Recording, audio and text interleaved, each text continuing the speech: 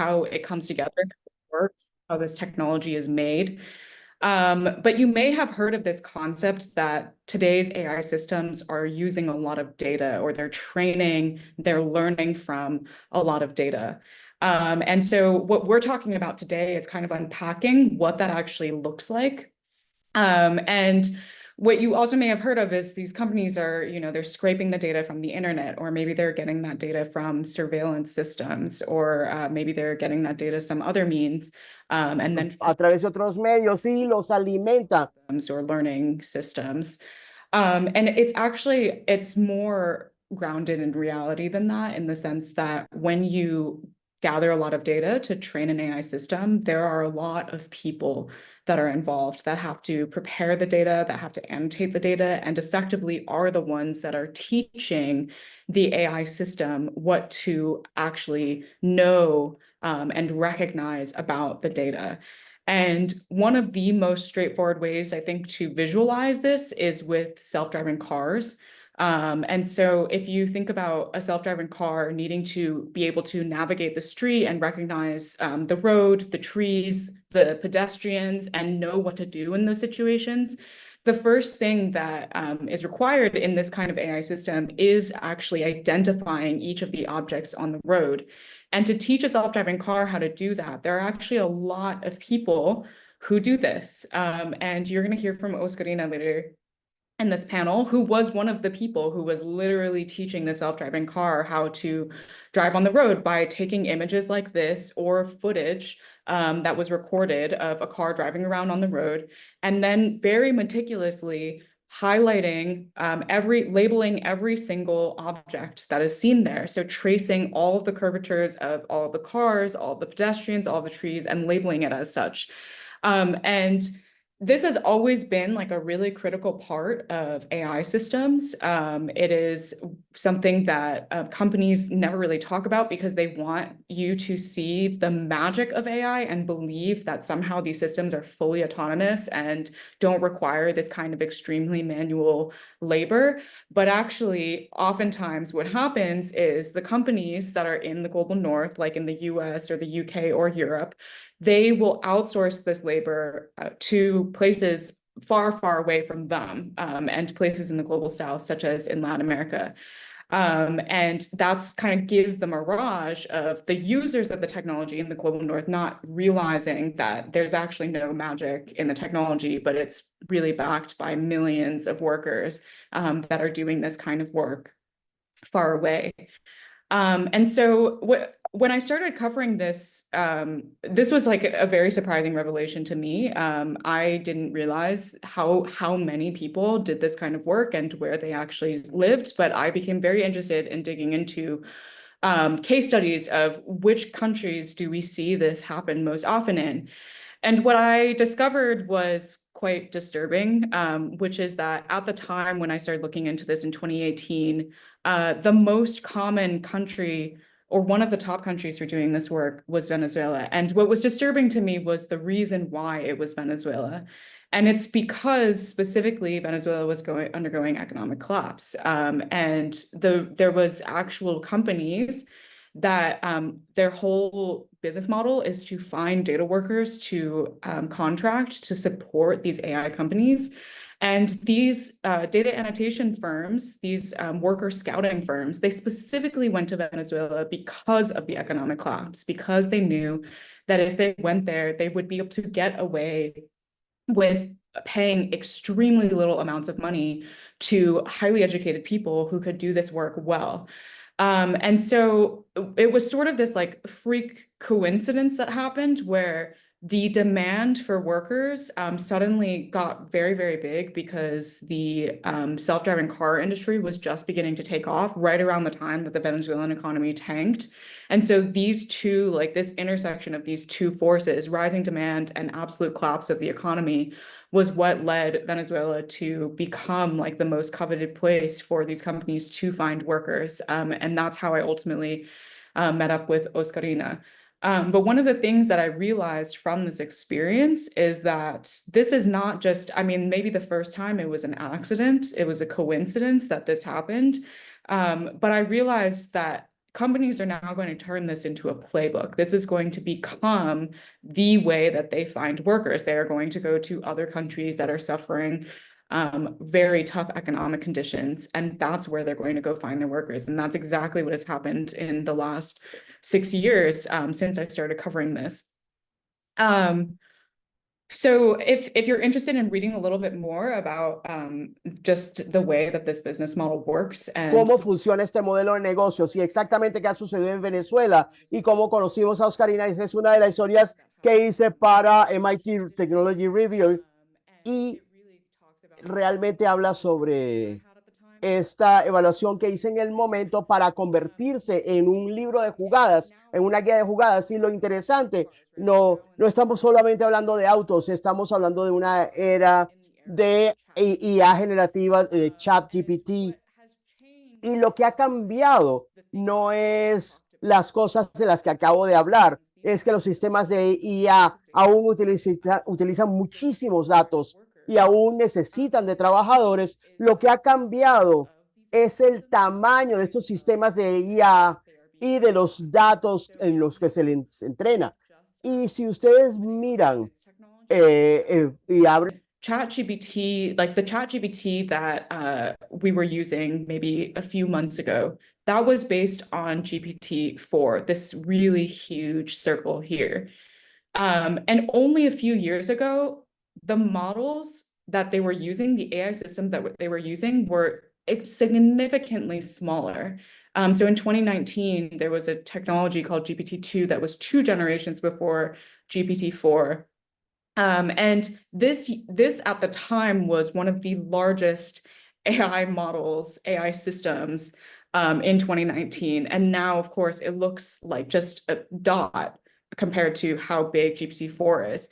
And so from that perspective, there's extraordinarily more amounts of data that are going into training these systems, which means that there are so many more workers that are now required to clean and process that data. And on top of that, the kind of data processing and preparation that they do now looks quite different. So whereas before the data annotation was much more visual, it was much more about teaching computers how to recognize objects in their physical space. Now it's about content moderation. It's about teaching chatbots not to say the wrong thing, because when you are chatting with ChatGPT, maybe you're a kid, maybe you're a student, you're just trying to learn. You don't want to be bombarded with really horrible, offensive things. And you have to teach the chatbot to not say those offensive things because ultimately it's trained on internet data that might have lots of offensive things that it's learning from the internet.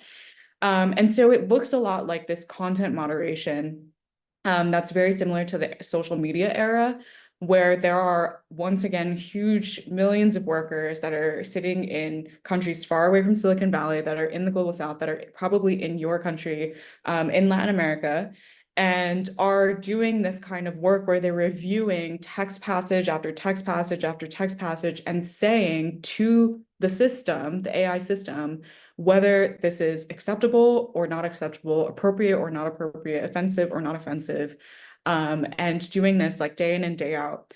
And so what's happened in the generative AI era is that not only has this kind of labor model really expanded and become even more essential to the AI industry, the kind of work that workers are now being asked to do has become even worse. It's become very horrible. Like the actual content of the work is leaving them with psychological trauma. And so I ended up like, now what's also interesting is, whereas Venezuela was a huge hub before, one of the biggest hubs now is Kenya, because Kenya speaks English and a lot of these chatbots need to speak English. And they also are a country that has suffered economic collapse, especially after the pandemic. And so I ended up also going to Kenya to speak with workers there last year, who told me about how in their experiences of doing this specifically for OpenAI for ChatGPT, it really left them traumatized and unable to normally function for more than a year, up to 2 years, because of just the amount of gruesome content that they really had to go through day in and day out. And they also taught me that, you know, like for workers, of course, for all of these individuals, they're not just people that live in isolation. They live in communities. They have families that depend on them. They have friends that depend on them. And when they're not doing well, their entire family or their entire community suffers. So it really has ripple effects across the entire social fabric of their communities. And so this is what we're going to talk about today, which is really this massive power chasm, massive power dynamic within the AI industry that's really built on the backs of large bases of labor exploitation, where companies from the global north come to countries in the global south and find workers that they can then exploit and exhaust to do kind of the work that ultimately makes them billions of dollars. So with that, I will pass it on to the next panelist. Muchísimas gracias, Karen. La verdad es que justo estas palabras finales son el espíritu detrás de esta pues, conversación y es esas dinámicas de poder que se están ejerciendo ahora a través de pues, todo esto que estamos llamando como en inglés el hype de la inteligencia artificial, que estamos exacerbando, que las industrias también a través de marketing, a través de un montón de estrategias han hecho un esfuerzo muy considerable para posicionar, inclusive gracias a Karen yo aprendí que la inteligencia artificial como tal es un concepto que salió del marketing, porque había que explorar cuál es la palabra más atractiva para poder hacer que pudiéramos generar como este fenómeno actual, esta tendencia actual. Y detrás de esta tendencia, justo la reflexión más importante es quién está detrás, cuáles son esas tecnológicas, esas industrias, esos pequeños grupos económicos, tecnológicos que las están controlando y qué efectos está produciendo este control y estas dinámicas de poder en personas y vidas, y hoy es también de lo más relevante, y en personas como Oscarina, ¿no? Y en personas como en el sur global que están siendo impactadas por estas decisiones corporativas, y por eso es muy valioso para nosotros y estamos muy agradecidos, Oscarina, de tenerte en este espacio para que nos puedas contar un poco más de lo que ya estábamos empezando a ver en el video y que nos puedas dar también tu propia pues, experiencia trabajando como una trabajadora oculta, invisible, que prácticamente nadie muchas veces reflexiona y conoce, y nos encantaría conocer de tu experiencia haciendo esta labor de etiquetar y moderar contenidos que alimentan la industria y el desarrollo de la inteligencia artificial. Muchas gracias, Oscarina. Hola, buenos saludos a todos. Primero que todo, muchas gracias por la invitación y la oportunidad de expresarme por este medio. Mi nombre es Oscarina Fuentes, soy venezolana, tengo 34 años, soy graduada de ingeniera de gas en la Universidad Experimental Rafael María Baral y también soy bachiller en administración de personal. Ambas carreras las realicé en Venezuela. Tengo más de 10 años trabajando en esta plataforma de la inteligencia artificial. Las comencé trabajando mientras estaba estudiando en la universidad. Mis inicios fueron con las microtareas de plataformas como Neobooks y ClickSense, las cuales estaban asociadas a lo que actualmente se llama hoy Appen. Ellos con el tiempo se desvincularon y quedó Appen con los empleados que estábamos. Es decir, tengo más de 10 años trabajando para Appen, por ahí desde el 2014.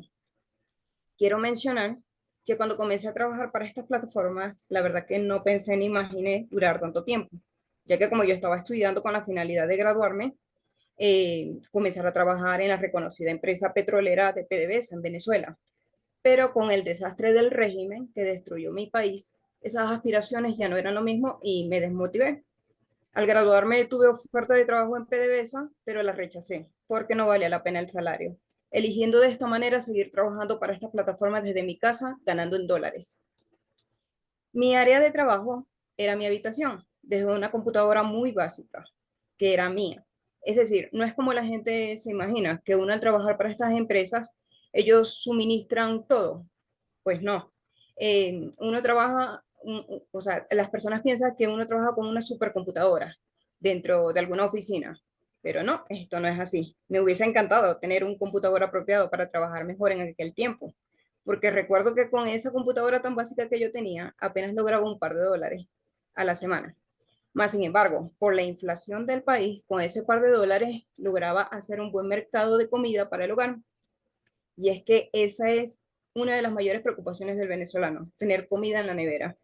En ocasiones lograba hacer un poco más y no solo me alcanzaba para comprar la comida, sino que podía darme el lujo de comprarme, por ejemplo, algún par de calzados, que es algo que muchos de ustedes pensarán que es Something algo. that many of you think that is common, but for us in Venezuela, Estando en Venezuela, ocurrieron diversas situaciones que complicaron aún más la situación tanto para trabajar para estas plataformas como hasta para vivir.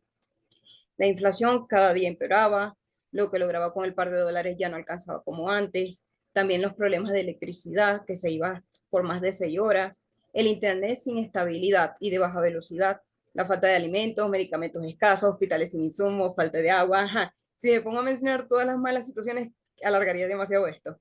Y bueno, creo que para nadie es un secreto lo que ocurre en mi país. Y bueno, todas estas situaciones hicieron que huyera de ese desastre y migrara hacia Colombia. Llegué en febrero del 2019 y pasaron muchas cosas. Recién llegada, por no lograr pasar mi computador por la frontera, busqué un trabajo formal. Trabajé aquí por 6 meses en un call center. Dentro de esos 6 meses logré pasar por la frontera, que alguien me la trasladara a mi computadora hasta acá y de vez en cuando hacía algunos trabajos para Appen cuando estos estaban disponibles. Luego de ese tiempo de que estuve trabajando, me enfermé de gravedad hasta casi morir sin saberlo. Me hospitalizaron por varios días y bueno, quedé incapacitada. Así que me vi en la obligación de dejar el trabajo donde estaba, porque la verdad que me sentía muy débil como para volver. Y volví a dedicarme al 100% con Appen, desde mi habitación. Acá sí vi la diferencia de velocidad del internet y sin interrupciones por la electricidad. En ese tiempo, la cantidad de tareas que nos suministraba la plataforma era bastante. O sea, todos los días había algo por hacer. A lo que me di cuenta, estaba generando mensualmente casi un salario mínimo colombiano desde mi habitación.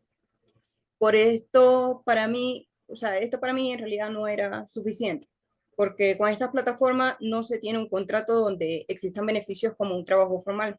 No existe seguridad como empleador, servicios de salud, vacaciones, carta laboral como para adquirir algún crédito en el banco, nada de eso. El único contrato existente con estas plataformas es el de confidencialidad, quedando nosotros los trabajadores en total vulnerabilidad a que simplemente un día ya no existan trabajo y desaparezcan. Y bueno, dándome cuenta de que mis ganancias habían aumentado, decidí indagar y encontré varios grupos en las redes sociales de otros venezolanos que trabajan igual que yo. Eran grupos de apoyo donde sin egoísmo entre todos nos ayudábamos.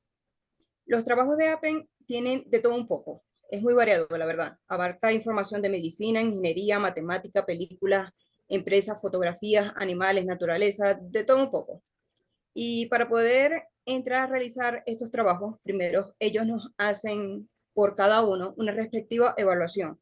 Dependiendo de la calidad de la respuesta, más el rango de porcentaje que se obtenga, es que ellos ven si calificas o no para poder hacer ese trabajo y comenzar a generar. Normalmente, ellos aprueban con un porcentaje por encima del 80%, pero dependiendo del cliente, a veces se ponen más estrictos y nos exigen una aprobación al 100%. Si estas calificaciones no son aprobadas, simplemente no trabajas en esa tarea y ya. Pero esto no queda solo en la calificación, ya que mediante uno vaya haciendo el trabajo, se debe mantener un excelente rango de porcentaje para que de esta manera no te eliminen, por lo que toca estar siempre muy concentrados, eligiendo siempre las mejores respuestas. Con los consejos que me dieron en el grupo de apoyo, decidí adquirir un préstamo para una computadora nueva, con mejor procesador y RAM. Esto hizo que mis ganancias aumentaran hasta 3 veces más, porque podía acceder a tareas de videos e imágenes que eran muy pesadas. Logré pagar el préstamo en poco tiempo y seguí generando ingresos, logrando pagar poco a poco mis compromisos financieros.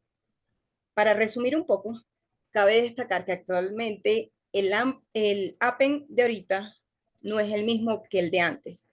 Desde hace 3 años la cantidad de tareas disminuyó un 80%, lo que nos obligó a mis colegas y a mí a buscar a otras alternativas, es decir, otras plataformas de la inteligencia artificial para poder trabajar varias a la vez y lograr conseguir mantener nuestra estabilidad económica, por lo menos lo básico. En mi caso sería pagar lo que me toca de arriendo, servicios, alimentos, entre otros. Ya no seguí solo con Appen, como antes, sino ahora con otras 4 plataformas más y es preocupante porque cada año es menos la cantidad de trabajo disponible para hacer. Las que permanecen activas tienen un pago inferior a 0,01 centavos de dólar. Y bueno, les menciono que entre todas las plataformas que he conocido, la que mejor ha pagado por cada trabajo ha sido Appen. Solo con ellos me enfoqué 7 años. Es que no había ni siquiera necesidad de buscar otras plataformas, pero esto era porque siempre, todos los días, a cada hora, habían trabajos disponibles. Ahora no es así. Los trabajos no tienen horarios. Bueno, nunca los habían tenido, simplemente permanecían, pero ya no. Ahora toca estar pendiente cuando salga alguna tarea, por lo que en el grupo de apoyo donde estamos, o sea, siempre estamos al tanto y nos avisamos. Las tareas pueden salir en cualquier momento y la gran mayoría no duran. Puede que en toda la semana no salga nada de trabajo y ha pasado que yo he salido de casa a alguna cita médica o al supermercado y mis colegas me llaman para avisarme que salió un trabajo, lo cual si estoy cerca del apartamento, corro, pero si estoy lejos, me lamento y solo pienso, me estoy perdiendo ese dinero. Porque ustedes se preguntarán por qué. Y es porque los trabajos no es que me llega cierta cantidad a mí o a cada persona, no. Ellos cargan cierta cantidad de trabajo y las personas que estén activas las van haciendo. Y eso se va consumiendo hasta que se termina. Ya cuando llego se ha terminado. Y yo estoy consciente de que lo que hacemos para estas empresas debería ser mejor pagado, con mejores condiciones, tener alguna garantía de seguridad como empleado, sobre todo tomando en cuenta por los años trabajados. Sería excelente trabajar con la tranquilidad de que estamos protegidos. Esto generaría progreso y bienestar. Por ejemplo, ya para terminar, les menciono algo que me ocurrió este mes, y es que de las 5 plataformas en las que actualmente estoy trabajando, 3 de ellas hicieron actualizaciones en sus sistemas, lo que ocasionó que retuvieran los pagos. Con el único que tengo seguridad de que van a pagar será con Appen, porque con ellos ya ha pasado con sus actualizaciones. Y a pesar de que se han tardado, igual terminan liberando el pago. Pero con las otras dos yo no estoy segura. Y son pagos de todo un mes trabajando. Y otro problema que tengo con otra plataforma, de esas que también estoy trabajando, por actualizaciones que ellos hicieron con el método de pago, no me han liberado lo que he hecho en 2 meses. Al inicio del problema, yo les había escrito por medio de un ticket, el cual es el único medio de comunicación con ellos, y me habían respondido solicitando algunas pruebas de que podía recibir el dinero a través de ellos en PayPal, pero me pidieron una carta directamente de PayPal donde mencionara que sí, que mi cuenta estaba sin restricciones, sin límites y que podía recibir el dinero de ellos sin problema. Yo lo hice, se los envié y lo último que me dijeron es que tuviera paciencia, que ellos iban a resolver. Ya han pasado más de 2 meses y no me han resuelto. Les he vuelto a escribir y mis tickets nuevos que he enviado me los eliminan de inmediato. Solo quedó activo ese como procesando. La verdad, yo no sé si perdí mi dinero, si perdí mi tiempo de esos 2 meses. Puede que me lo liberen algún día, sí, pero puede que no. ¿Quién me asegura a mí de eso? ¿Quién los obliga a ellos a cumplir con esos pagos? Les he expresado por medio de ticket que quedó abierto que por favor me liberen ya que necesito el dinero para poder pagar mi arriendo, los servicios, comprar medicamento, imagínense. Prácticamente humillándome de esa manera, buscando hacerlo sentir un poco empático a alguien que no siquiera sé si estará leyendo porque no me ha dado respuesta y hasta incluso no sé si será un bot. Y todas estas semanas han sido terribles para mí. Yo creo que mis niveles de cortisol seguro se elevaron porque me ha dado hasta insomnio pensando cómo cumplir con mis responsabilidades económicas. Adicional a eso, mi perra se enfermó desde el domingo y no tengo para cubrir todos los exámenes que le mandaron a hacer. ¿Qué podemos hacer para solventar esto? ¿Cómo puedo resolver mis problemas económicos con esta situación? Porque ellos fácil se pueden librar al decir que sus plataformas son solo para generar ingresos extra. Y supongo que la gente se preguntará, ¿por qué no trabajo en otra cosa, un trabajo más estable? Y sí, podría ser. El problema es que esos trabajos estables fuera del hogar aquí en Latinoamérica tampoco son bien pagados. Entonces es frustrante. Pero ¿a quién le importa? ¿Quién está interesado en ayudarnos a nosotros los data workers fantasmas? A lo que casi nadie conoce, ni siquiera la gente sabe que existimos. Y bueno, eso me lo preguntaba siempre. Y en el transcurso de estos años que he conocido personas que les interesa este tipo de temas, incluyéndolas a ustedes, la verdad, nunca pensé que tendría la oportunidad de expresarme de esta manera para el público, que a alguien le importáramos como personas y que de alguna manera querrán hasta ayudarnos. Solo con sentir esa empatía a través de ustedes que están aquí dando su valioso tiempo para escucharme, solo con eso me reconforta y me llena de fe. Aquí, en este momento, no solo estoy hablando yo, estoy hablando por los cientos y miles de data workers que trabajamos como fantasmas para estas plataformas. Y me disculpan si me alargué mucho y fui muy sincera al expresarme, pero debía aprovechar esta oportunidad que me están dando para hacerlo y agradezco mucho por permitírmelo. La verdad que muchas gracias. Pues Karina, muchísimas gracias por tus palabras, por toda tu pues, experiencia, compartirla de forma tan honesta, tan auténtica. Justo creemos que ese es uno de los retos más importantes que tenemos en términos de hacer más transparente el desarrollo de estas tecnologías y es realmente entender quiénes son pues, los más impactados y afectados. Y una de estas vertientes muy, muy importantes es justamente personas y vidas y experiencias como la tuya. Y como mencionas, no eres solo tú, son cientos de miles de personas que desde el sur global o las mayorías globales están siendo parte de lo que me gusta como pensar como la cadena de valor del dato que hace que cuando yo le pregunto a ChatGPT qué es un perro, pueda responder qué es un perro y detrás de esa respuesta quién estuvo, estuvieron miles de personas como es Karina, que permitieron que la información se clasificara de una forma adecuada y que la generación de la inteligencia artificial pudiera ser precisa en responder lo que es un perro. Y la verdad es que agradecemos muchísimo conocer de primera mano tu experiencia y que este tipo de conversaciones nos ayuden a repensar y a seguir compartiendo reflexiones sobre cómo hacer que estas desigualdades no hagan que personas como tú y trabajadores como tú tengan pues precarizaciones laborales y no tengan ningún tipo de derecho laboral, porque al final del día es un trabajo, estás entregando unos servicios, pero estas compañías tecnológicas a partir de estos esquemas de desigualdad hacen que, pues, que se avance en un desarrollo que al final del día deja de lado cuidar de las personas o cuidar de los trabajadores. Y por eso es tan importante también tener la visión y la experiencia y la expertise de Franco Yandana, que desde Access Now y desde su experiencia y profesión como pues experto en políticas y análisis de políticas nos va a contar un poco cómo ha ido avanzando pues esta regulación y estos debates sobre cómo hacer que la inteligencia artificial aterrice en nuestros países de una forma más justa, mejor regulada y que justo nos permita entender cómo avanzar también en proteger no solo los datos de las personas, sino también a quienes están detrás de hacer que la inteligencia artificial avance. Así que muchas gracias, Franco. De verdad que apreciamos también mucho esa visión que nos puedas traer sobre cómo regular y avanzar mejor en analizar y en influenciar políticas públicas que sean más efectivas pues alrededor de la inteligencia artificial en nuestros países y esa mirada pues que también Access Now ha hecho de poder entender y mapear las regulaciones cómo avanzan va a ser muy valiosa. Gracias, Franco.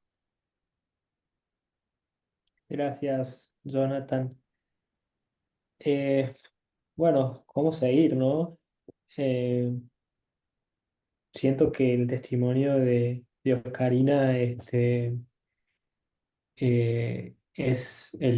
o debería ser el foco de esta conversación que estamos teniendo, ¿no? En lo personal, sentí mucho todo lo que compartió y desde mi lugar de analista de políticas públicas, no puedo evitar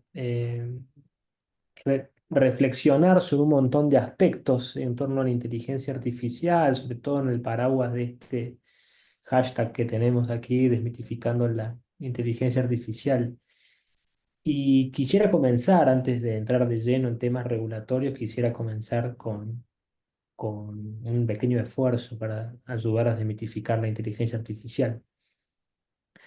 Vean ustedes cómo en tanto tecnología digital presenta un nivel de desafío distinto eh, a los que presentaban otras tecnologías digitales que irrumpieron en nuestra sociedad antes de la inteligencia artificial. Y en parte eso distinto es que existe la promesa de que se le pueda delegar a la inteligencia artificial la interpretación de situaciones específicas y la capacidad de resolver dentro de o en el marco de esa situación específica de la mejor manera, lo cual está basado en una confianza desproporcionada en el cómputo matemático. O sea, es decir, que la inteligencia artificial esconde la promesa de que se pueda reducir estas realidades, estas situaciones específicas sujetas a análisis en datos cuantitativos lo suficientemente como para que sirvan de evidencia para que el cómputo matemático detecte patrones y eventualmente pueda, por ejemplo, em, tomar decisiones, ejecutar decisiones. Esa tarea de delegación que se le da a la inteligencia artificial es lo distintivo. Hasta el momento, las tecnologías digitales eran tecnologías meramente de asistencia, asistían a sus operadores, a sus usuarios en la realización de diferentes tareas. La inteligencia artificial nos trae esta promesa de poder delegarle, ¿no? Y como digo antes, basado en la confianza desmedida en el cómputo matemático y en la hipótesis de que cualquier situación puede ser reducida en última instancia en datos cuantitativos, que son en definitiva los que están sujetos al análisis computacional, ¿no? Y eso me lleva directamente a algo que comentó Karen, que es un poco de dónde viene este concepto de inteligencia artificial, ¿no? Y lo cierto es que el concepto tiene más de 50 años y surgió en un debate en un curso de verano en una universidad estadounidense, en donde el objetivo era definir cuál era la mejor forma de recaudar fondos para sostener el estudio de este curso de verano, que básicamente tenía como premisa la descripción del proceso de aprendizaje humano a tal punto de que pudiese ser reproducido computacionalmente. Habían distintas teorías o distintas propuestas para definir la disciplina de la técnica que intenta emular el aprendizaje humano. Pero inteligencia artificial era sin duda la más tentativa, la mejor a los fines del marketing, pero esconde una trampa. Y es que el concepto de inteligencia se toma prestado de las ciencias cognitivas. Y el concepto de inteligencia ya es de tan difícil definición por parte de las ciencias en las que es natural, es decir, las ciencias cognitivas, como para, de alguna forma, mantener en las sombras o entre la neblina lo que en verdad hace esta disciplina técnica que hoy llamamos inteligencia artificial y que es ni más ni menos que lo que podríamos, digamos que es ni más ni menos tecnologías de machine learning y deep learning y demás, que hoy, digamos, pueden despegar gracias al desarrollo de hardware, es decir, de dispositivos físicos tangibles, lo suficientemente robustos como para habilitar la complejidad de análisis computacional que demanda esos algoritmos que, digamos, en definitiva, analizan estas evidencias para detectar patrones, tomar decisiones y demás. Espero haber sido más o menos claro. Mi idea, en definitiva, es como transmitir que existe una promesa de delegar la toma de decisiones, que esa promesa está basada en la confianza desproporcionada en el cómputo matemático y que tal cómputo matemático se sostiene siempre y cuando creamos, o sea, confiemos en que cualquier realidad puede ser reinterpretada en el ámbito estrictamente cuantitativo. Y eso, para quien se siente a reflexionar 30 segundos, se cae a pedazos porque no todas las realidades, y mucho menos las que son complejas en términos sociales, pueden ser reducidas en datos cuantitativos. Y la matemática tampoco sirve como mecanismo para reemplazar la complejidad de la toma de decisiones humanas, ya sea individual o colectiva. Entonces, hay ahí un trabajo de desmitificación que se debe hacer desde las ciencias sociales, desde la filosofía, de la antropología y demás. Estamos transitando un camino sinuoso en este sentido. Ya luego, habiendo hecho este comentario, quiero rápidamente ir a la cuestión que nos atañe en esta charla, que es el tema del entrenamiento de estos algoritmos. Oscarina contó su experiencia, Karen ya también mencionó algunos de las complejidades que existen detrás del entrenamiento de la inteligencia artificial. Miren, América Latina en este momento, como otras regiones del globo, está siendo sujeta a un extractivismo silencioso de datos por parte de las compañías que desarrollan estos sistemas de inteligencia artificial. En primer lugar, porque los sistemas de inteligencia artificial demandan, como dije antes, una gran capacidad computacional. Es decir, muchas computadoras muy poderosas, interconectadas entre sí, trabajando para un propósito determinado. Como necesitan tantos datos, América Latina es terreno fértil. En primer lugar, porque nuestras leyes de protección de datos personales se encuentran en gran medida desactualizadas o son directamente inexistentes. Los países que cuentan con leyes actualizadas o robustas en esos términos son muy pocos. Chile, Brasil, Ecuador, Costa Rica está en proceso de actualización, otros países también, pero no los voy a mencionar porque aún no han logrado sancionar esas leyes. Pero incluso en aquellos países donde existen leyes, las autoridades que están encargadas de aplicar esas leyes y también los órganos jurisdiccionales, o sea, los sistemas de servicio de justicia, se encuentran, no se encuentran, mejor dicho, en condiciones para, en definitiva, hacer valer los derechos que allí se reconocen. Entonces, por ejemplo, durante los últimos meses, plataformas de redes sociales, como por ejemplo Instagram o X, antiguamente Twitter, han decidido utilizar contenidos públicos de los usuarios para entrenar sus sistemas de inteligencia artificial generativa. Estas que, por ejemplo, tienen la capacidad de desarrollar texto digamos, lenguaje natural, ¿no? Em, Europa rápidamente sancionó estas políticas, las dio de baja, es decir, le impidió a estas plataformas utilizar los contenidos públicos de sus usuarios para entrenar sus sistemas de inteligencia artificial, salvo que existan los mecanismos adecuados para que los usuarios consientan que sus contenidos serán utilizados para entrenar. Brasil hizo lo propio porque, ya dije, tiene una ley específica para el tema, pero el resto de América Latina no. Entonces, mientras que en Europa los usuarios son tratados de cierta manera, en América Latina seguimos siendo usuarios de segunda categoría, ¿no? Nuestros contenidos van directamente a entrenar esos algoritmos y afectan, sin lugar a duda, nuestra privacidad, entre otros derechos fundamentales vinculados al entorno digital. En segundo lugar, América Latina se encuentra en una condición o una situación muy desfavorable en torno a su ecosistema de innovación o de ciencia y tecnología. Nuestros países no tienen los mecanismos adecuados para fomentar el desarrollo de soluciones tecnológicas por parte del sector privado y tampoco para hacerlo dentro del ámbito del sector público. Entonces, América Latina cree que se sube al tren de la innovación mediante la importación de sistemas que provienen del norte.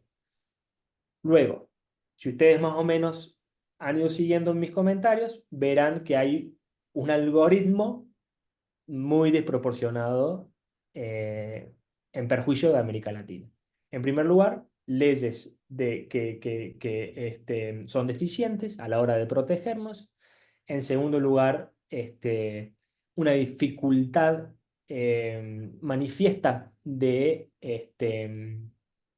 participar en el desarrollo de la innovación tecnológica, de competir con las empresas que poseen la capacidad computacional para desarrollar, entrenar y realmente llevar adelante sus objetivos en este sentido, en este campo de la inteligencia artificial. Y por otro lado, una condición de ser importadores de soluciones tecnológicas pensadas y diseñadas en otro contexto, en otra coyuntura.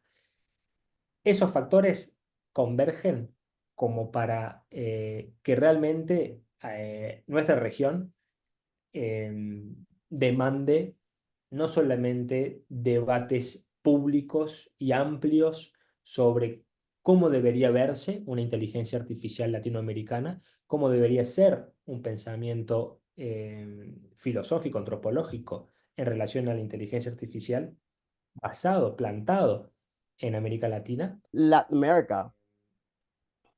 Y además, And what should those mechanisms be to keep y para canalizarlo en soluciones que efectivamente aporten en la construcción de nuestra cultura, nuestra identidad, nuestros valores y nuestros objetivos socioeconómicos, etcétera? Hay un reporte que publicamos desde Access Now, que es básicamente una radiografía normativa, es un mapeo de propuestas regulatorias en la región, que pueden encontrar en nuestro sitio web, accessnow.org. También nos pueden seguir en redes sociales. Hay una cuenta específica en español para América Latina, donde básicamente abordamos críticamente las propuestas que se han presentado en Latinoamérica y además abordamos críticamente muchos de los instrumentos regulatorios que, no habiendo sido emanados del Congreso, del Poder Legislativo, están de alguna forma afectando la implementación, el despliegue y el uso de inteligencia artificial en nuestros países. Y cierro con una idea rápida porque sé que estoy excedido de tiempo. Bueno, en relación a ese reporte, les invito a descargarlo, a leerlo y demás. Estoy abierto a sus preguntas y etcétera. Cierro con esto que probablemente ustedes van a empezar a escuchar o a encontrar en medios de comunicación si se interesan por este fenómeno de la inteligencia artificial, que es la etiqueta de la inteligencia artificial ética, o la ética y la inteligencia artificial. La ética es una disciplina de la filosofía. Por lo tanto, no necesariamente parte de supuestos ciertos o veraces objetivamente, ni tiene que arribar o alcanzar verdades absolutas en este sentido. La ética básicamente lo que hace es habilitar una serie de preguntas acerca de qué es un comportamiento deseable y qué es lo deseable en una circunstancia o en un contexto específico. Cuando nosotros decimos que la inteligencia artificial debe ser ética, lo que estamos haciendo es pedir prestado de las ciencias sociales otro concepto complejo que lo adherido al concepto que ya mencioné antes de mucha complejidad como el de la inteligencia artificial, termina de crear la tormenta perfecta. O sea, es muy difícil que podamos estar todos y todas de acuerdo con qué significa que la inteligencia artificial sea ética. ¿Qué quiero decir con esto? La inteligencia artificial, más que ética, que por supuesto es un valor deseable, tiene que estar enfocada en derechos fundamentales.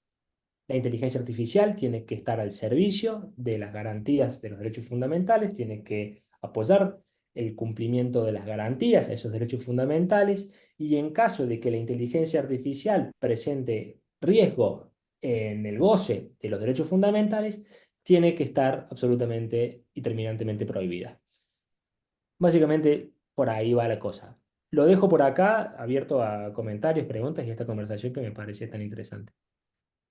Muchas gracias, Franco, por ese esfuerzo de intentar traer y resumir temas tan complejos pero tan urgentes como la regulación, como la reflexión sobre la ética y este mensaje final, y es inteligencia artificial al servicio de que creo que también es bien relevante que abramos esa conversación sobre al servicio de los derechos, al servicio de las ganancias, al servicio de la precarización o al servicio realmente de propósitos de, pues, de derechos humanos alrededor del mundo. Así que esta es para mí también esa pregunta muy valiosa para empezar también nuestra conversación ya en los 30 minutos que nos quedan. Más de 106 personas han quedado durante la primera hora. Gracias por acompañarnos. Hay preguntas y hay comentarios muy valiosos también en el chat. La idea es que desde ahí sigamos activando la conversación, conociéndonos, si quieren compartirnos también cuál es su vínculo o su interés en la inteligencia artificial en el chat maravilloso. Y nada, la pregunta que quería hacerle casi que a los tres, a Karen, a Franco y a Oscarina para empezar la conversación, tiene que ver pues con esta mirada inicial que hemos traído y que ya nos han dado unas pistas ustedes, y es qué retos tenemos para cultivar pues un uso más informado y más ético y más transparente de la inteligencia artificial. Nosotros hemos estado muy como en función de pensar que cuando tú usas, no sé, ChatGPT, puedas entender qué hay detrás de usar ChatGPT, ¿no? Y quiero que me cuente, para empezar, Karen, pues qué retos ves para que las personas puedan usar estas tecnologías de forma más informada, entendiendo las implicaciones éticas, entendiendo esta mirada de derechos y entendiendo inclusive las lógicas de desigualdad detrás. Así que, Karen, ¿qué retos ves?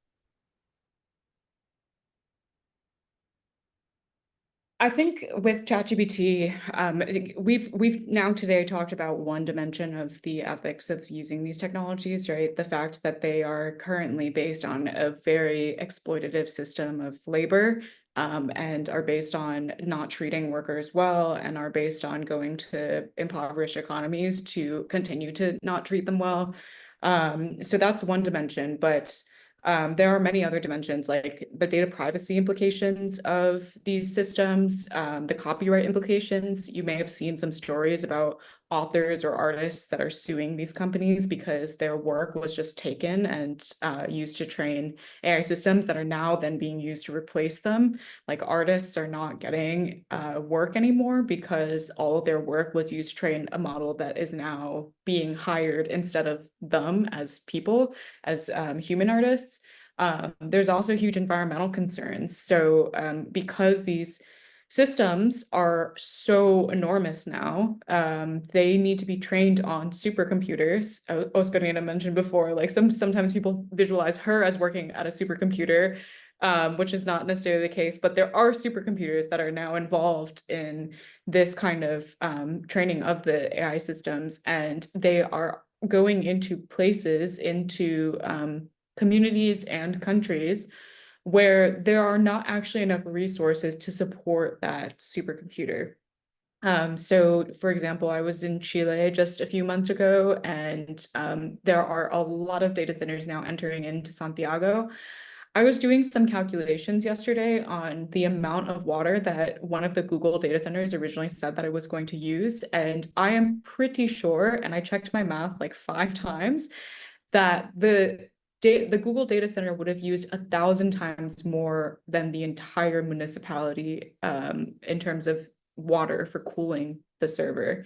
So the amount of water that people would drink annually in this municipality, the Google data center would have used 1,000 times more water, and they were in the middle of a drought where they didn't have that water anyway. And so there's just a huge range of lots of ethical concerns. And I think sometimes one of the challenges of speaking about the ethics of AI systems is that people just first assume that the AI system should exist, and then they just talk about, oh, how do you ethically use the system? And I think that that actually misses the root problem, which is we should first be asking, should this specific type of AI system exist if the creation of this system itself can cause so many downstream problems for so many people around the world.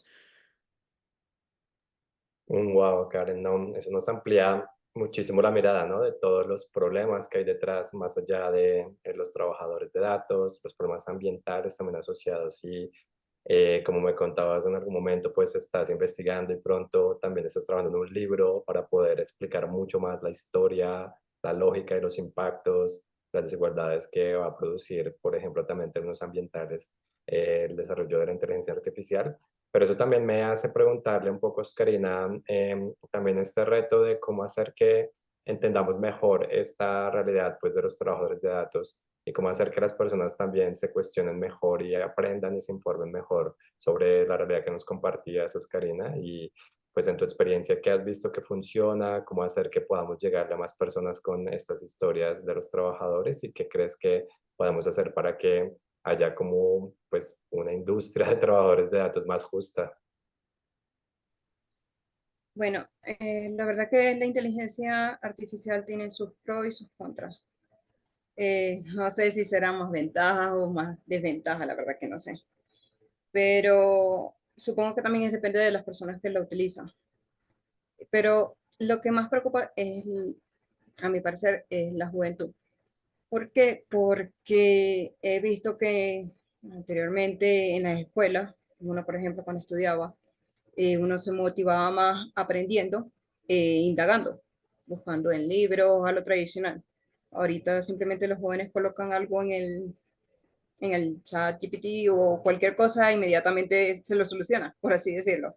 Eso podría poner como que en peligro, por así decirlo, la, la mente, el desarrollo de los jóvenes. Eso es lo único que yo podría decir y me puedo hasta atrever a decir bueno, que es lo más preocupante al utilizar esta inteligencia artificial, que se venga ahora una, como, ay, se me fue la palabra, que se venga como una generación de, ¿será que lo puedo decir? De perezosos. Esa es la palabra en realidad. Y yo creo que eso sería lo más preocupante. De resto, o sea, también depende también de la educación que se dé. Yo creo que es muy importante también la educación en los colegios y también de los padres de las personas, porque ajá, primero se tiene que preocupar son los padres antes que los maestros. Pero también, o sea, todo va relacionado desde ahí, desde la juventud es que se puede ver el futuro, qué es lo que va a pasar, a qué vamos a llegar con esto. Referente a lo demás, bueno, la verdad que no, yo como data worker aquí trabajando, yo solamente, sinceramente lo único que espero es que si existe la posibilidad, si existe la esperanza, si existen este tipo de entrevistas y este tipo de paneles en los cuales uno está participando, yo supongo que es porque está la convicción de que se pueda organizar algo para poder mejorar la calidad humana, prácticamente, de nosotros los trabajadores, y de esta manera hasta motivaría a, a las personas pues a realizar los trabajos con la mejor calidad posible, porque sabes que es difícil estar trabajando prácticamente de a gratis, que no te estén pagando, entonces ya eso desmotiva también ir avanzando en el desarrollo de la tecnología con las respuestas que podríamos dar. No sé si me explico. Muchas gracias, Oscarina. Efectivamente, pues el primer paso es informarnos, entender qué hay detrás, entender qué está pasando con este desarrollo y también entender que sí están desarrollándose también alternativas un poco a cómo también los trabajadores de datos son parte de esta industria.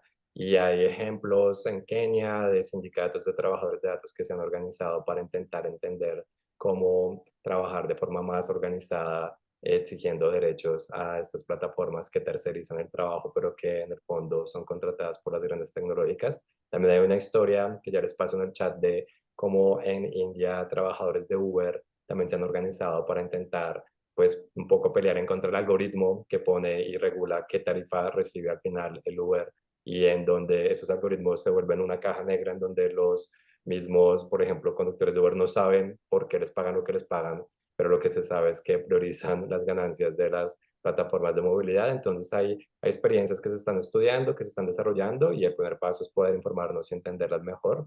Y eso también hace parte, Franco, de la pregunta sobre pues a mí me causa mucha como curiosidad siempre entender en temas de regulaciones y en temas de acercar a la ciudadanía a un tema que puede sonar tan filosófico, tan abstracto como quién es el dueño de mis datos, yo por qué hago a quién le doy mis datos, cómo hago que la inteligencia artificial no capture mis datos y procese algoritmos, es decir, ¿tú cómo ves que podemos avanzar en construir un poco, pues sí, una ciudadanía más conectada con la importancia de regular estas plataformas? Porque me atrevo a decir que pareciera que en la región pues hay una desconexión grandísima y a los ciudadanos pues hay una apatía grande en entender pues la importancia de regular, por ejemplo, la inteligencia artificial todavía. Uf, bueno, si yo supiese realmente la fórmula,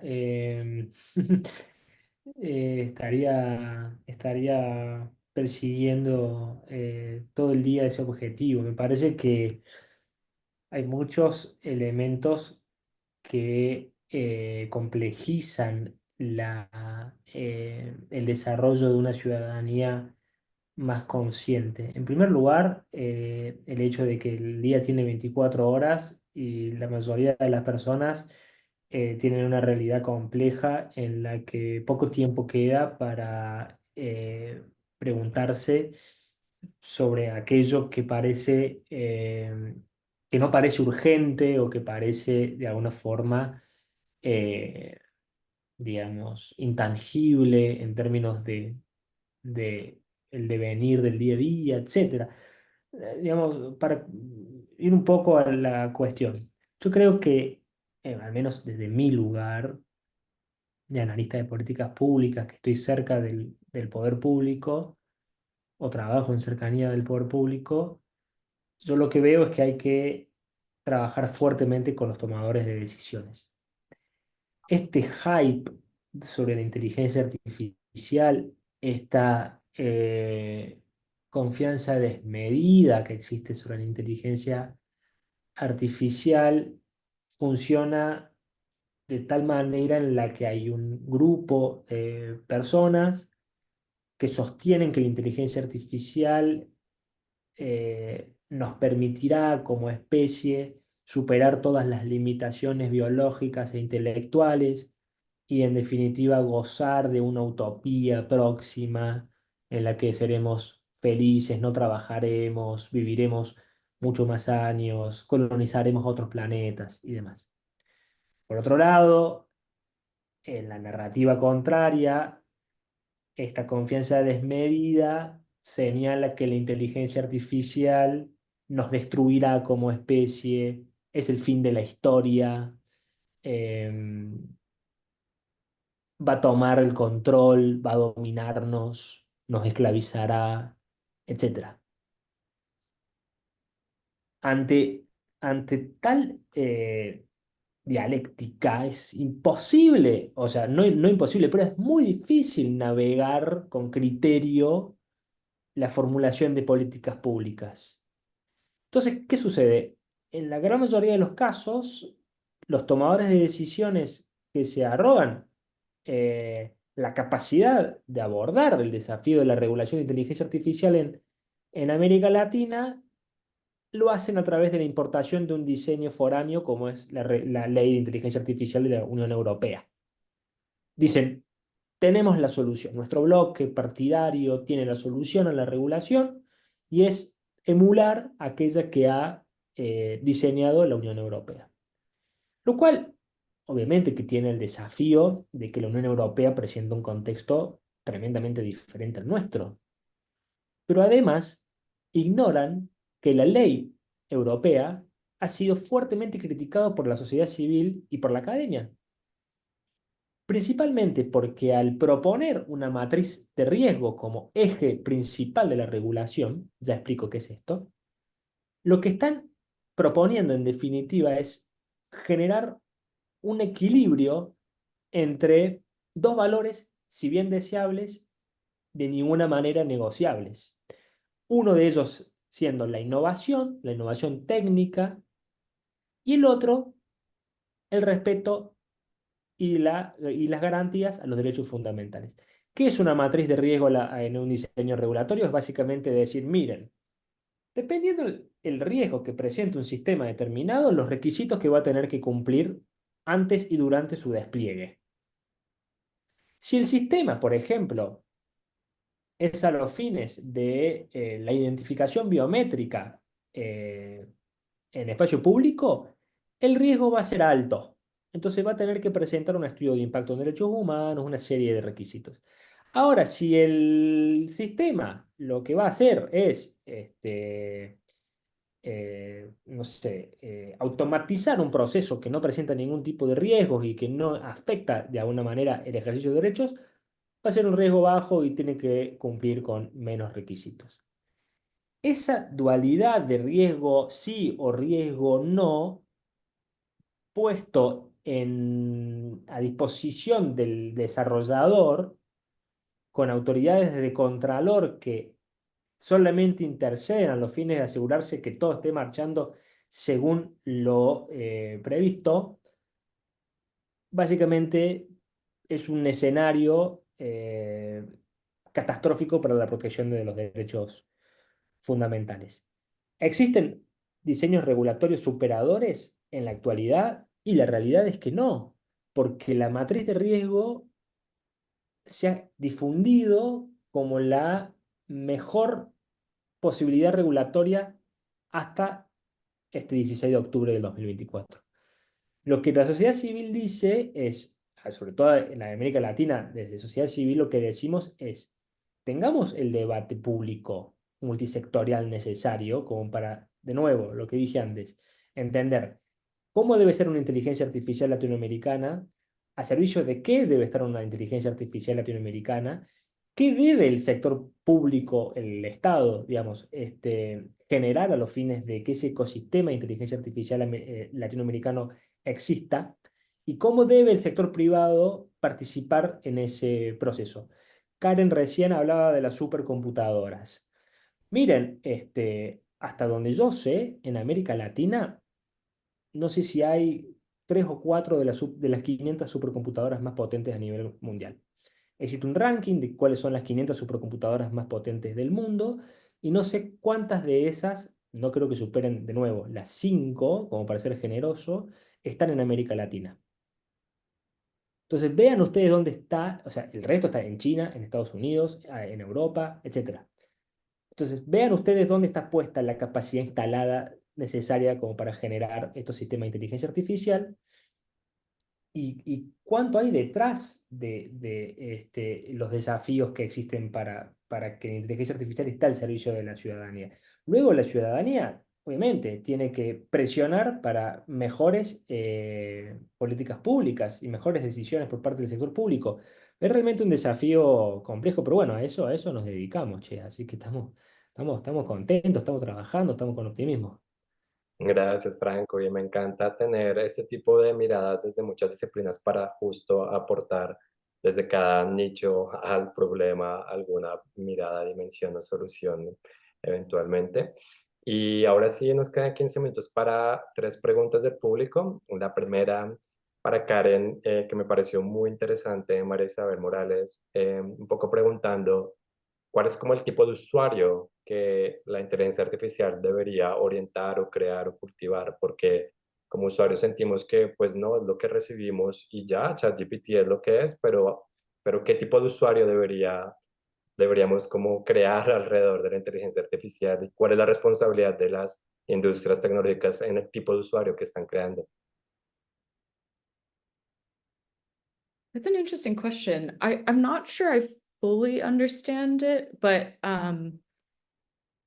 I think maybe the way that I'll answer it is I think that instead of I hope that we can move to a world where we are not just being dropped AI technologies and then we have to orient ourselves around that technology. That is not how technology development should work. We should be deciding what kind of technology benefits us and then informing the development of AI systems. So the reorientation of us should be reversed to us reorienting the technology. And I think that's something that I think throughout history has been like a challenging concept. I've been reading this really wonderful book called Power and Progress that is written by 2 MIT economists that actually just won the Nobel Prize just this week in economics. But they talk about how over the last 1,000 years of technology history, there's always been this problem where people who develop the technology are people that are in power, that are people that are wealthy, and they always maintain control of the technology and then kind of unleash it onto the population that is fundamentally living in different circumstances than they are. And I think what we're seeing now with AI is just that, but on an unprecedented scale, because before we were talking about physical technologies like the invention of the plow, the invention of the steam engine, and now we're talking about a digital technology that instantly spreads to all corners of the world, anyone that has internet access. And that means the projection of the values of the people that have controlled and developed the technology instantly spread to every corner of the world, to anyone that has internet access. And I think that means space to connect it to what Franco was saying, like this is like it only heightens the imperative that all of us have to really assert our voice in what technology we actually want developed, rather than to just let it be like dropped onto the world like this. Gracias, Karen. Sí, estaba muy alineado a esta reflexión sobre usuarios, sobre quién controla y quién dice qué recibimos y qué no recibimos al final como usuarios. Y me encanta esta conexión también que Franco y Karen traen de cómo pensar en tecnologías propias. Ojalá se pudiera avanzar también en entender nuestros propios valores. Y justo otro de los retos que no conversamos hoy, pero es parte de la gran conversación global sobre el desarrollo de la inteligencia artificial, son los sesgos, ¿no? Y cómo estos sesgos se cultivan también a través de estas dinámicas de poder.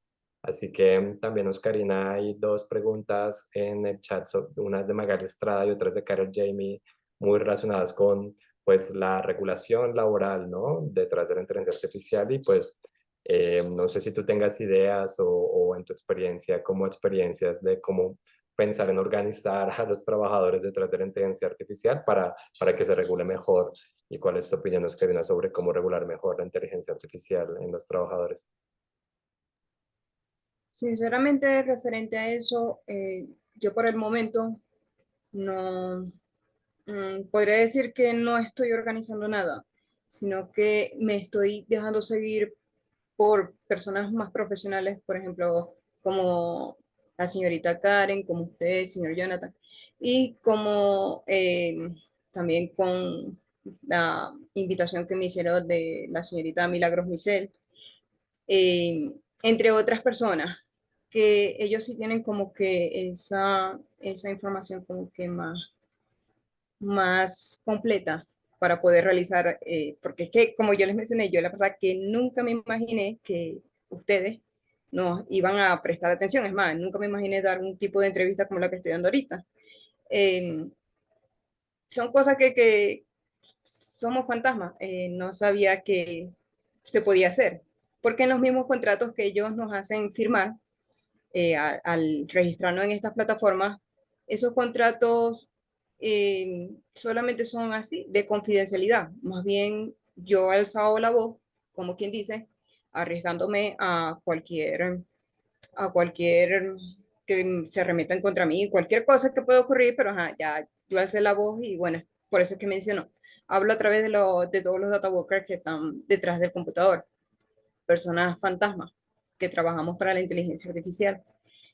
Y la verdad que no sé, simplemente estoy siendo portavoz y estoy hasta donde se dé, esperando que la verdad que resulten cosas beneficiosas para nosotros, porque es como me lo han mencionado varios. En realidad nosotros sí merecemos más que solamente recibir el pago por cada tarea que enviamos y ya. En realidad no lo había visto desde ese punto. Yo no sé si será por el conformismo de Latinoamérica, porque es que no solamente también es el problema con ellos, con esas plataformas, sino también el sistema de gobierno de Latinoamérica. Y supongo que también tienen el problema en Kenia y en los otros países pobres.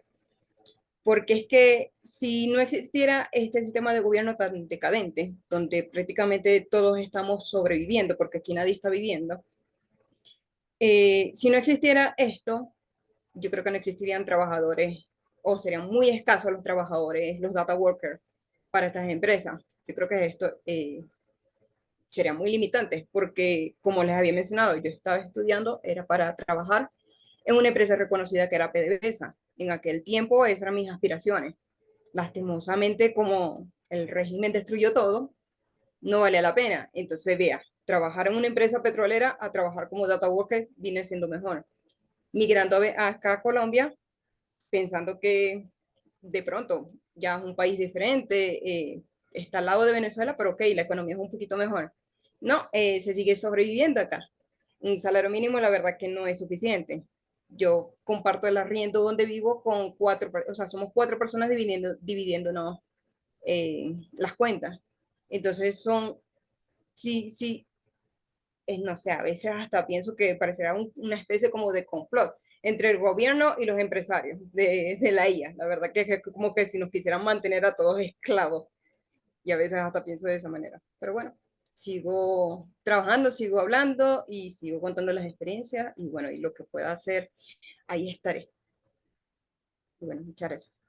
Muchas gracias, Oscarina. Ahí se ven como la simpatía y la empatía con esos corazones, con esa mirada de poder también pues, ser empáticos y solidarios con lo que has vivido y la experiencia que has tenido. Y pues, de hecho, creo que Franco también puedes darnos alguna pista, luz. Quizás no es tanto tu área de expertise, pero sí, pues podrías como un poco decirnos cómo has visto esto de intentar regular pues lo laboral en el progreso de la inteligencia artificial. Sabemos que no es solo data workers, sino también el futuro de la inteligencia artificial va a impactar muchos sectores productivos industriales. Entonces, no sé si hay algunas pistas en estos reportes sobre cómo pensarnos en regulación laboral alrededor de la inteligencia artificial, Franco.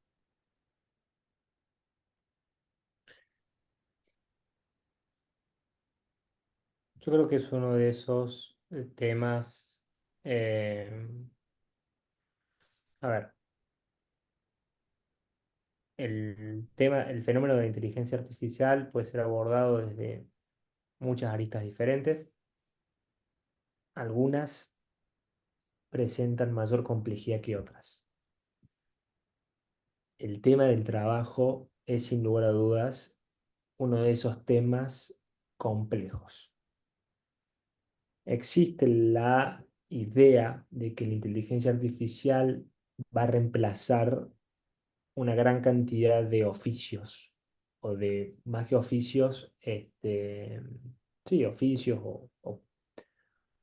o trabajos, sobre todo aquellos que pueden ser automatizados, ¿no? Entonces, eh, empiezan a aparecer cada vez más amenazas allí en donde se creía que había salud para rato, en aquellos ámbitos laborales donde se creía que había salud para rato, como por ejemplo, me toca de cerca el trabajo del abogado, ¿no? Ya hay sistemas que dicen poder sintetizar el encuadre jurídico de una situación particular y de generar, digamos, la estrategia jurídica robusta, necesaria como para ser utilizado, ser llevado adelante en un proceso judicial, ¿no? Incluso hay jueces que se sirven de sistemas de procesamiento del lenguaje natural en la redacción de sus sentencias. Y también hay sistemas de inteligencia artificial que arrogan la capacidad de indicar la probabilidad de reincidencia que tiene una persona imputada de la comisión de un delito. O sea, la cosa se va complejizando cada vez más. También escuché por parte de una representante de UNESCO que en el futuro próximo los pobres del mundo tendrán profesores bots y que los docentes humanos quedarán reservados para única y exclusivamente la élite. Incluso ya está dejando de lado el smartphone y está em, reivindicando el teléfono tonto o el dumb phone, ¿no? Esta cosa como media reaccionaria también a la capacidad este, omniconsciente de las inteligencias artificiales. Entonces, si el trabajo del abogado está en riesgo, si el trabajo del docente está en riesgo, si el trabajo de un médico especialista en diagnóstico por imágenes está en riesgo porque la inteligencia artificial puede identificar un cáncer meses antes que lo hace el profesional humano, em, cuáles son aquellos ámbitos laborales que quedan por fuera de todo desafío. Y hay quienes dicen que esos son los ámbitos específicos de la filosofía, por ejemplo, ¿no? En donde además de digamos, de servirse de la lógica racional pura, también existe influjo de las emociones, y etcétera. Entonces, eso es un campo en el que la inteligencia artificial no puede adentrarse.